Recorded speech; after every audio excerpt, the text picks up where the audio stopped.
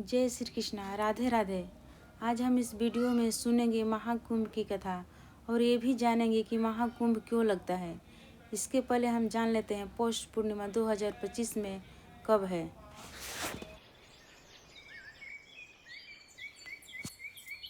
इस साल पौष माह के शुक्ल पक्ष की पूर्णिमा तिथि 13 जनवरी दिन सोमवार को सुबह 5:03 से शुरू हो रही है और इसका समापन 14 जनवरी को तड़के 3:56 पर होगा। उदय तिथि के आधार पर पौष पूर्णिमा का व्रत और स्नान दान 13 जनवरी को होगा। पौष पूर्णिमा पर महाकुंभ का शुभारंभ 13 जनवरी को पौष पूर्णिमा के दिन से प्रयागराज में गंगा और यमुना के तट पर महाकुंभ का शुभारंभ होगा, जिसका समापन 25 फरवरी को होगा। महाकुंभ हर 12 साल में एक बार लगता है और एक पूर्ण कुंभ 144 सालों में एक बार लगता है। यह महाकुंभ होने के साथ पूर्ण कुंभ भी होता है। महाकुंभ की कथा समुद्र मंथन, गरुड़ और अमृत कलश से जुड़ी है।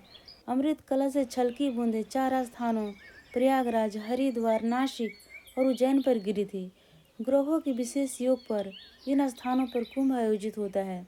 2025 में महाकुंभ प्रयागराज में हो रहा है। आइए बताते हैं इससे जुड़ी पौराणिक कथा। पौराणिक कथाओं के अनुसार कहा जाता है कि कुंभ का आयोजन समुद्र मंथन के दौरान आदिकाल से ही हो गया था। इसको लेकर कुछ और भी कहानियाँ प्रचलित है। इनमें से एक कहानी है सांप और पक्षीराज गरुड़ की। भगवान विष्णु के वाहन गरुड़ से जुड़ी है यह कहानी। एक ऋषि थे जिनका नाम था कश्यप। उनकी 2 पत्नियां थीं जो आपस में बहनें थीं। एक थी क्रतु और दूसरी विनिता। क्रतु ने ऋषि कश्यप से एक दिन एक वरदान मांगा कि मुझे 100 विशाले बच्चे चाहिए जो बहुत शक्तिशाली हो। ऋषि कश्यप ने तथास्तु कह दिए और क्रतु को मिले 100 अंडे, विनिता को मिले 2 अंडे। यह देखकर विनिता को लगा कि मुझे भी वरदान मिलना चाहिए। विनिता भी ऋषि कश्यप के पास गई और उन्होंने कहा कि मुझे भी वरदान दीजिए, मगर मेरे बच्चे क्रतु के बच्चों से ज़्यादा शक्तिशाली होने चाहिए। ऋषि कश्यप ने तथास्तु कहा और विनिता को मिले 2 बड़े अंडे। यह देखकर विनिता को लगा कि मुझे भी वरदान मिलना चाहिए। विनिता भी ऋषि कश्यप के पास गई और उन्होंने कहा कि मुझे भी वरदान दीजिए, मगर मेरे बच्चे क्रतु के बच्चों से ज़्यादा शक्तिशाली होने चाहिए। ऋषि कश्यप ने तथास्तु कहा और विनिता को मिले 2 बड़े अंडे। सर्पों की माँ क्रतु। क्रतु के पास जो 100 अंडे थे वह एक एक करके धीरे धीरे टूटने लगे और उन अंडों में से बच्चे यानी सांप निकलने लगे। आज पूरी दुनिया में जितने सर्प हैं उन सब की माँ क्रतु को माना गया है। क्रतु के एक एक करके जब अंडे टूटने लगे और उनमें से बच्चे निकलने लगे तो विनिता के सब्र का बांध टूटने लग गया। उनको लगा कि जब इसके बच्चे हो रहे हैं तो मेरे क्यों नहीं हो रहे हैं, और जल्दबाजी में विनिता ने 2 में से एक अंडा खुद अपने हाथ से फोड़ दिया।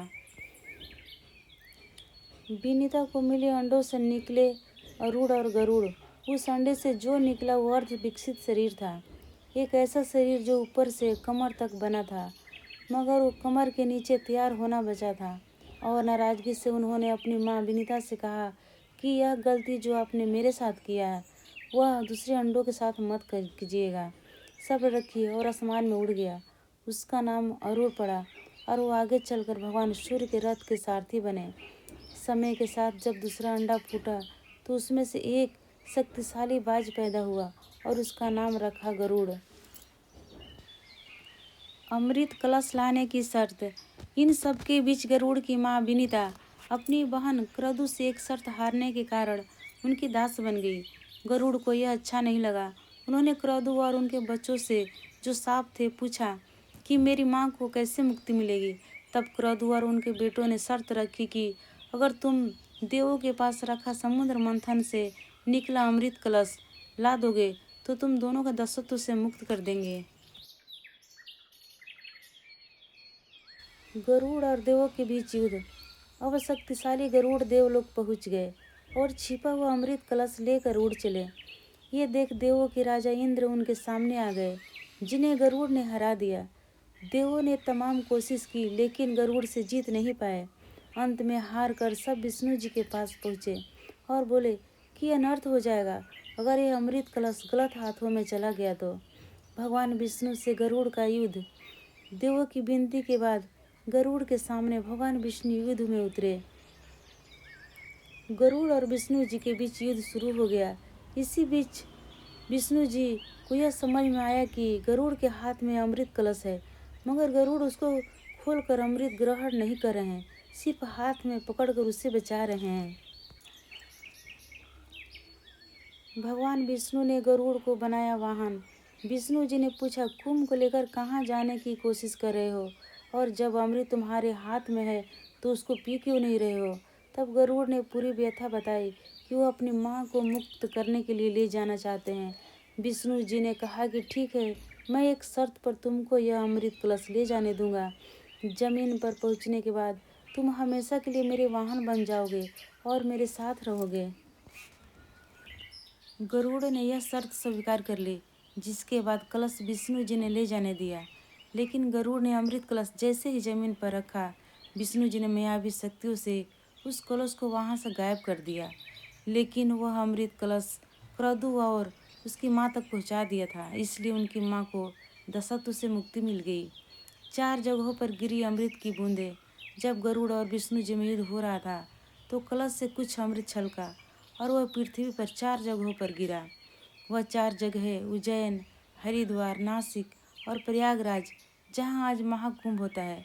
और इस बार 2025 में यह महाकुंभ प्रयागराज में लग रहा है। जय श्री हरि।